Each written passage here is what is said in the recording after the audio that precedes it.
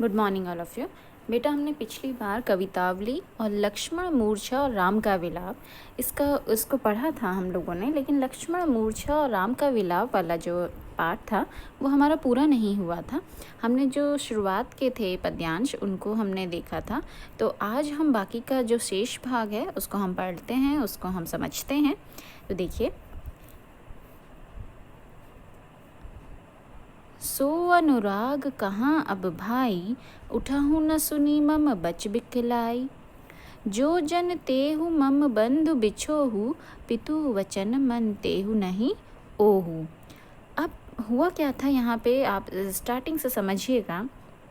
जब लक्ष्मण को शक्ति लगती है तो वो मूर्छित हो जाते हैं, मूर्छा अवस्था में होते हैं, तो राम की विकलता, राम इतने व्यथित हो जाते हैं, इतने दुखी हो जाते हैं अपने भाई की इस अवस्था को देखकर, तो वो विलाप कर रहे हैं। वो उन्होंने अपने हाथों में उनको पकड़ा है, उनके सर को रखा है और उनसे बात कर रहे हैं। वो कहते हैं कि तुम मुझसे कितना प्रेम करते थे। अपने भाई से, लक्ष्मण से कहते हैं कि तुम मुझसे कितना प्रेम करते थे, तुमने मेरे लिए अपने माता पिता तक को त्याग दिया था और मेरे साथ जंगल में तुमने हिम को भी, आतप को भी, बाता को भी, हिम आतप बाता, यहाँ पे मैंने आपको समझाया था कि आतप का मतलब होता है धूप, बाता का मतलब होता है तूफान और हिम का मतलब होता है जो बर्फ़बारी है। तो तुमने सर्दी भी, गर्मी भी, तूफान, आंधी, सबको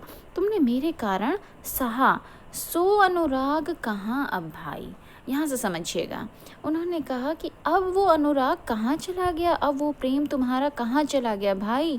उठहु न सुनी मम बच बिकलाई। उठहु न सुनी, इतनी बातें सुनकर भी तुम्हारा मन व्याकुल नहीं हो रहा है मेरी अवस्था को देखकर, मेरी इस दशा को देखकर।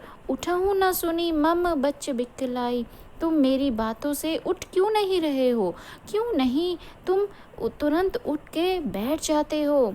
जो जन तेहु मन बंधु बिछोहु, पितु वचन मन तेहु नहीं ओहु। जो जन तेहु, अगर मैं जानता बन बंधु बिछोहु, कि वन में बंधु तुम्हारा बिछोहु बिछड़ना होगा, अगर मुझे ज्ञात होता कि तुम मुझसे बिछड़ जाओगे, तुम्हारी ऐसी अवस्था होगी, तो पितु वचन मनते हूँ नहीं हो, तो पितु वचन, पिता के वचनों को भी मैं नहीं मानता। सोचिए कितनी बड़ी बात बोल रहे हैं। वो कहते हैं यहाँ पे क्या है, यहाँ पे भाई के प्रति जो प्रेम का भाव है उसकी अधिकता के कारण वो इतनी बड़ी बात बोलते हैं। वो कहते हैं कि यदि मैं जानता कि वन में भाई का बिछड़ना होगा, तो मैं पिता के आदेश, जो कि मेरे लिए क्या है, सर्वोपरि है, सर्वोपरि कर्तव्य है, उसको भी मैं नहीं मानता। यहाँ पे जो दुख की स्थिति है वो इतनी अत्यंत है कि इस कारण राम के लिए, श्री राम जी के लिए वो असहाय हो रही है, वो दीन हो रहे हैं। वो अपने विलाप में यही भाव प्रकट कर रहे हैं। आगे देखेंगे, सुत बित नारी भवन परिवारा, हो ही जाहि जग बारही बारा। अब राम विलाप करते हुए कहते हैं कि सुत मतलब पुत्र, बित मतलब धन, नारी का अर्थ है स्त्री मतलब उनकी पत्नी, और भवन का अर्थ है घर, और परिवार का मतलब आप जानते हैं। तो राम विलाप करते हुए कहते हैं कि सुत बित नारी भवन परिवारा, हो ही जाहि जग बारही बारा। ये तो संसार में मतलब पुत्र है, धन, स्त्री, घर और परिवार, तो संसार में बार बार आते और जाते हैं। लेकिन अस बिचारी जिह जाग हूँ ताता, हो ही जाहि जग बारही बारा, मतलब ये क्या है, संसार में बार बार आते और जाते हैं, लेकिन इस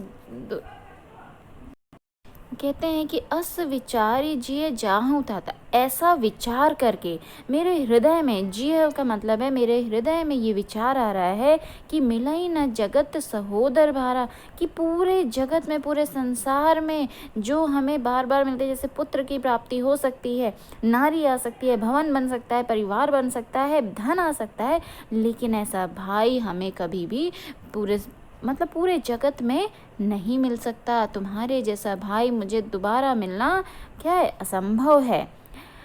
जथा पंख बिनु खग अति दीना, फिर कहते हैं कि जिस प्रकार मेरी स्थिति कैसी हो गई है, जिस प्रकार खग मतलब पक्षी क्या है, पंख के बिना है, पंख विहीन पक्षी है।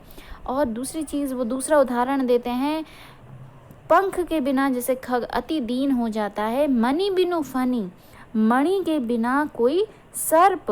करिबर कर हीना, और करिबर का मतलब होता है हाथी, और कर का मतलब होता है सूंड, और सूंड के बिना कोई श्रेष्ठ हाथी क्या होता है, अत्यंत दीन हो जाते हैं। वैसी ही स्थिति, वैसा ही जीवन मेरा तुम्हारे बिना हो गया है, मतलब मैं भी इतना दीनहीन हो गया हूँ। असमम जीवन बंधु बिनु तो ही, असमम जीवन ऐसा मेरा जीवन, बंधु हे भाई, बिनु तो ही बिना तुम्हारे हो गया है। जो जड़ दैव जियावे मोही। देखिए ध्यान से, अब वो कहते हैं कि अब मैं क्या अपना क्या मुंह लेकर मैं वहाँ पर जाऊँगा। जो जड़ मतलब जड़ का मतलब है कठोर, और दैव का मतलब है भाग्य। फिर कहते हैं जियावे मतलब जीवित रखे। तो ऐसा जीवन जीकर, ऐसा कठोर भाग्य लेकर मैं जीवित कैसे रह सकता हूँ। जयहु अवध कवन मुँह लाई, जयहु अवध, अगर मैं जब अवध वापस जाऊँगा तो कवन मुँह लाई, तो कौन सा मुँह लेकर जाऊँगा तुम्हारे बिना। नारी हेतु प्रिय भाई गवाई, और लोग भी मुझे क्या कहेंगे, लोग भी मुझ पर लांछन क्या लगाएंगे कि नारी के बिना कि मतलब नारी के लिए, नारी हेतु, नारी के लिए इसने अपनी स्त्री के लिए प्रिय भाई को गवा दिया। बरु अप जस सहतेहु जग माही, नारी हानि विशेष क्षति नाही। बरु अप जस सहतेहु जग माही, अगर ऐसा होता, अगर मैं नारी को खो देता, तुम्हें नहीं खोता, तो बरु अप जस सहतेहु जग माही, तो मैं वो वाला अपयश, मैं वो वाली बदनामी आसानी से सह लेता। जग माही, पूरे संसार की मैं बदनामी सह लेता। नारी हानि विशेष क्षति नाई, नारी की हानि अगर होती, स्त्री की हानि अगर होती, तो वो कोई मेरी विशेष क्षति नहीं होती। यहाँ पे देखो, यहाँ पे भी वो प्रेम की, अपने भाई के प्रति प्रेम की अधिकता के कारण इस तरीके के भाव बोल रहे हैं। उनको प्रेम सीता से भी बहुत था, लेकिन यहाँ पर अधिकता दिखाई गई है भाई भ्रातृ पे दर्शाया गया है। तो यहाँ पे छोटे भाई के प्रति जो उनका स्नेह है वो पत्नी से अधिक दिखाया गया है। और क्या है ये समाज के लिए, क्या है हमारे इतिहास में एक आदर्श और प्रेरणास्पद चीज़ बनाता है।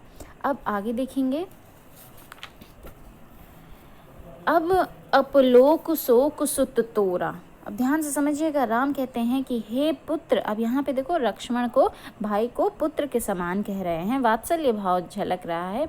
अब अपलोक शोक सुत तोरा, सही निठुर कठोर उर्मोरा, अब तो मेरा निष्ठुर और कठोर हृदय यह अपयश और तुम्हारा शोक दोनों ही सहन करेगा। अब क्या है, अब ऐसी स्थिति आ गई है कि तुम उठ नहीं रहे हो, और अब अपलोक शोक सुत तोरा, हे पुत्र अब तेरा जो शोक है, और ये मैं अब निष्ठुर हृदय से, अब मेरा जो हृदय है वो पत्थर दिल हो गया है, कठोर हृदय से मुझे यह सब सहना पड़ेगा। निज जननी के एक कुमारा, निज जननी मतलब जो माँ थी, माँ तुम्हारी क्या है, माँ के तुम इकलौते पुत्र थे। तात तास तुम प्राण आधारा, और अपने तात का मतलब है पिता, और पिता के तुम प्राणों के आधार थे। सौंप सी मोहि तुम ही गही पानी, अब यहाँ पे पानी का क्या अर्थ है, हाथ। पानी का मतलब पानी है, पानी संस्कृत का शब्द है जिसको हिंदी में हाथ कहा जाता है, जिसका अर्थ शाब्दिक अर्थ है हाथ। तो सौंपे से मोहि तुम ही गही पानी, तुम्हारा हाथ सौंपा था मेरे हाथों में। सौंपे सी मोहि तुम ही, सौंपा था मुझे तुम्हारा हाथ, माँ ने, पिता ने। सब विधि सुखद परम हित जानी, कि कुछ भी हो जाएगा मैं तुम्हें कभी भी कष्ट नहीं दूंगा। और चारों ओर से सब विधि सुखद मतलब चारों ओर से जब उन्हें ये लगा कि मैं तुम्हारा कभी बुरा नहीं करूंगा, तुम्हें मतलब हमेशा सुरक्षित रखूंगा, ये जानकर उन्होंने तुम्हें मुझे सौंपा था। उतरु काह देहु तेहि जाहि। उतरु कहा मतलब उत्तर अब क्या दूंगा मैं उन्हें। उठी किन मोहि सिखावहु भाई। बताओ मुझे भाई, मैं अब उनको वापस जाकर क्या उत्तर दूंगा। हे भाई, तुम उठकर मुझे समझाते क्यों नहीं। उठी किन मोहि सिखावहु भाई, मतलब उठो और मुझे तुम समझाओ। बहुविध सोचत सोत विमोचन। और इस प्रकार चिंतन मुक्त रहने वाले राम के मन में अनेक प्रकार के विचार क्या हैं, आ रहे हैं। और उनके सव्रत सलिल राजीव दल लोचन। राजीव का मतलब होता है कमल, कमल के जैसे नेत्र हैं। और स्रवत सलिल, और हो क्या रहा है, जो उनके कमल की पंखुड़ी के समान जो नेत्र हैं, उनसे विषाद के, दुख के अश्रुओं का जल बह रहा है। स्रवत सलिल कि वो बहता जा रहा है, वो दुखी हो रहे हैं, वो करुणा में इतना रो रहे हैं, इतने दुखी हो रहे हैं। फिर कहते हैं उमा एक अखंड रघुराई, नरगति भगत कृपाल दिखाई।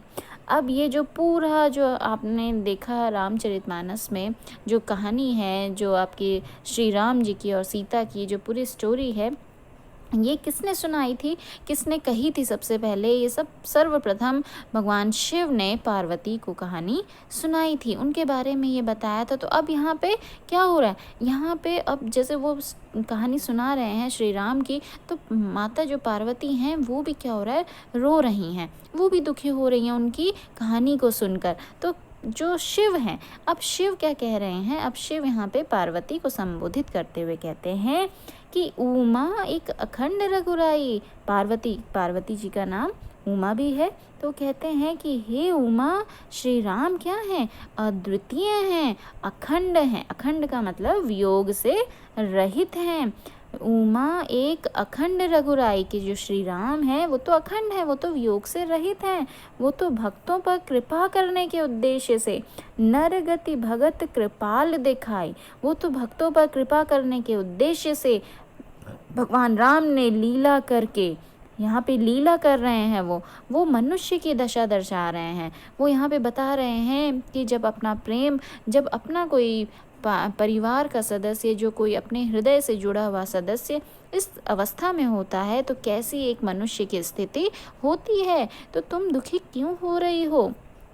फिर यहाँ पे सोठा है, प्रभु प्रलाप सुनि कान विकल, गए भय वानर निकर, आइए गयु हनुमान जिमी, करुणा मुहुवीर रस। तुलसीदास जी कहते हैं कि प्रभु अर्थात राम के जो करुण विलाप को सुनकर वानरों के समूह क्या हो गए, व्याकुल हो गए।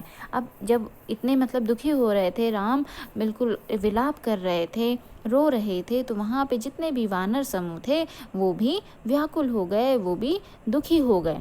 और इतने में क्या हुआ है, आई गए हनुमान जिमी, इतने में हनुमान जी का प्रवेश होता है, इतने में हनुमान जी का आगमन हुआ, जो कि क्या था, जो कि पर्वत लेने, हमारा संजीवनी बूटी लेने के उद्देश्य से पूरा पर्वत पहाड़ लेके आ गए थे। जिमी करुणा मुह वीर रस, और उनका आगमन ऐसा लगा मानो करुण रस। करुण रस क्यों, क्योंकि वहाँ पे श्री राम जी रो रहे थे। ऐसा लगा उनका आगमन मानो करुण रस के प्रसंग में वीर रस का प्रसंग आ गया हो। तो बेटा जो मैंने आपको सारे रस पढ़ाए हैं तो आप जानते हैं, वीर रस में जोश होता है, युद्ध से संबंधित भाव होते हैं, बिल्कुल इस तरीके के भाव वहाँ पर आने लग गए। अब अगला देखेंगे, हरिश राम भेटे हनुमाना, अति कृतज्ञ प्रभु परम सुजाना। तुरत बैद तब कीन्ही उपाई, उठी बैठे लक्ष्मण हर्षाई। अब यहाँ पे क्या हुआ, हरिश राम भेटे हनुमान। अब यहाँ पे तुलसीदास जी कह रहे हैं कि श्री राम हर्षित होकर क्या हो गया, हनुमान से गले मिले।